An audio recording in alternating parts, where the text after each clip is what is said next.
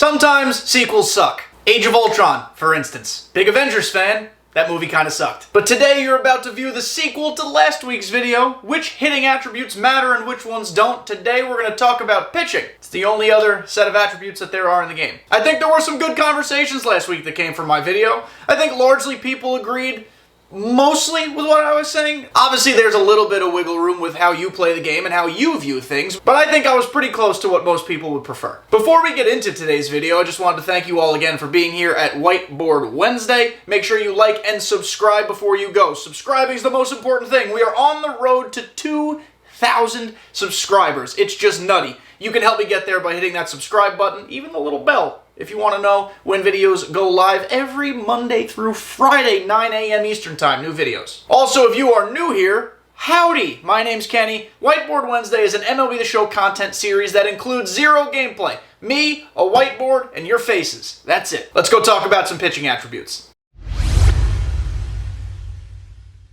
We are breaking down this video into 4 categories. Attributes that don't matter, attributes that matter a little, attributes that matter a lot, and attributes that matter most. Also, it's important to remember that we're doing this video based largely off my opinions of online attributes. Some of these attributes might mean more in offline play, and that's up to you to make that distinction. As I don't really play offline, I don't give a shit about them. And I don't mean I don't give a shit about the players, I don't give a shit about the attributes. I love all of you. You know what?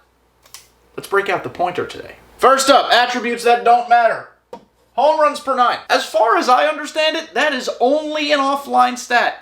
It's pretty self-explanatory. It's a pitcher's ability to limit homers. I think it only matters in simulations and offline play. I don't think it matters in any other place. So for me, I don't even look at it when I'm picking pitchers. Next is a pitcher's fielding rating.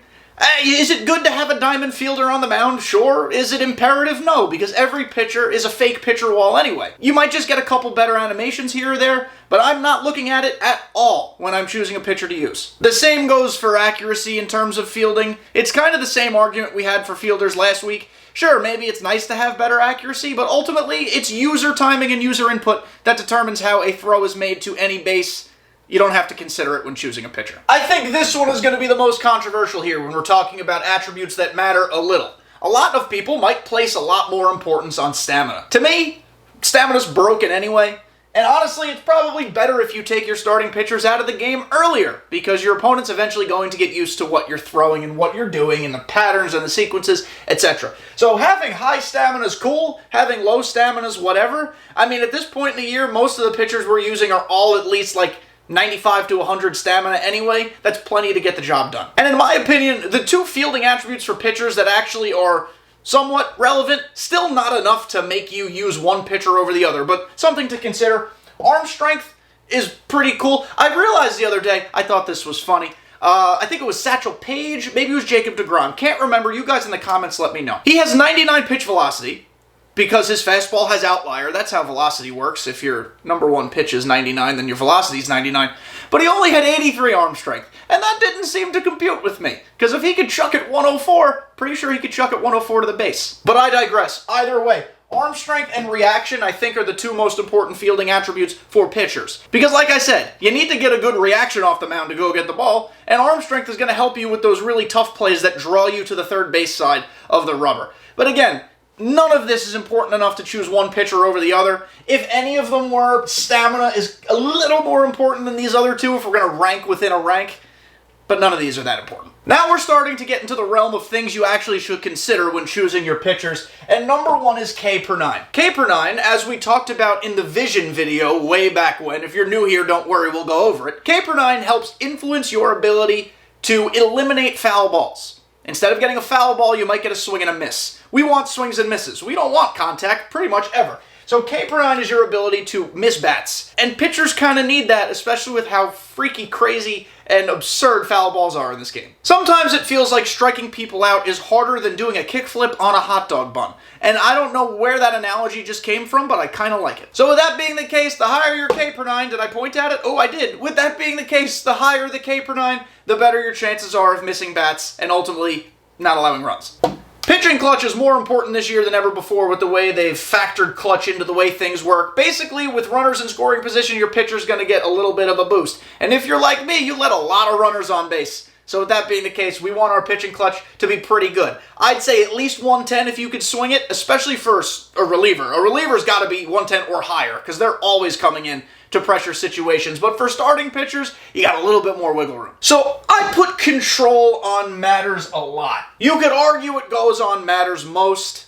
You'll see what I put on matters most and why my rationale is the way it is. There's a hair floating in the middle of my room. Control is clearly very important, especially with the way pinpoint pitching is working nowadays. But I think there's one other control-related stat that trumps control. Just said control a lot there, but I think you followed what I'm saying. While control is certainly a pivotal attribute, people swing out of the zone all the time, and sometimes it's even better to not throw strikes. But you do need to be able to put the ball where you want it. So I understand why people would put control significantly higher into the best tier of attributes. For me, it's on the cusp. It's right there. And here we are. Let's talk about BB per 9 and why I think it matters most. BB per 9 works in concert with control, and I actually think BB per 9 has more of an impact. Low BB per 9 on a card can kill a card.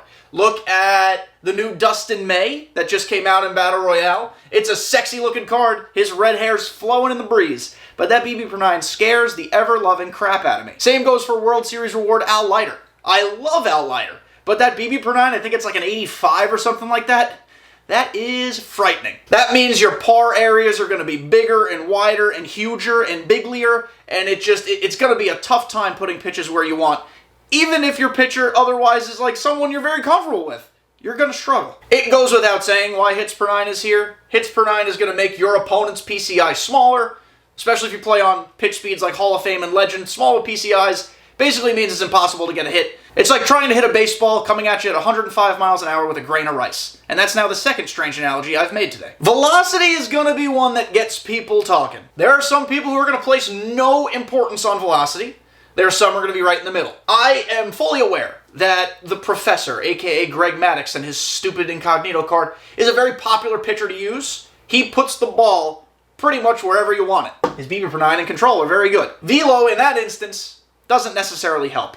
But if you're someone who struggles with speed and can hit slower speed, you're going to beat the piss out of Greg Maddux. A lot of people struggle with velocity, and that's why I think velocity deserves to be up here in matters the most. And outlier is a thing.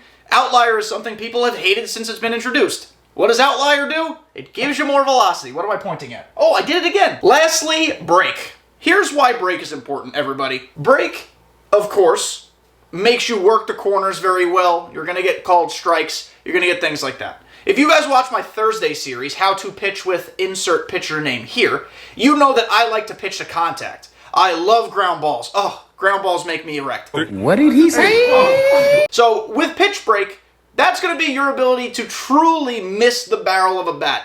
You put a sinker right below the zone, it drops, you get a ground ball. Same thing moving inside and outside with cutters and circle changes and sliders and things like that. Pitchers that don't have break get absolutely destroyed because everything essentially kind of sort of stays on the same plane. You're never really getting anything that jumps a different direction. Now be careful with both the velo and break attributes. I talked about it before. A pitcher's velo of 99 just means his first pitch has a velo of 99. Use the right analog stick, push it in, and go through the pitches in the top right corner of a player card. Look at every single pitch's velocity, every single pitch's break. Not every pitch needs to be fast, but every pitch should probably break a good amount to make sure you're getting outs. That'll do it, everybody, for another Whiteboard Wednesday. It's in the books. We've been semi-informative the last 2 weeks. Let's try to have some fun next week. What do you guys want to see in Whiteboard Wednesday? Hit me with some ideas in the comments below. I'll write down my favorites, and who knows, you might see it in the future. Thank you guys for being here and making it to the end. I love you so much.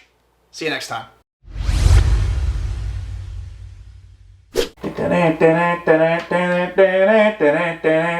Go, go, Power Rangers. Go, go, Power Ranger. Oh, shit. Still recording?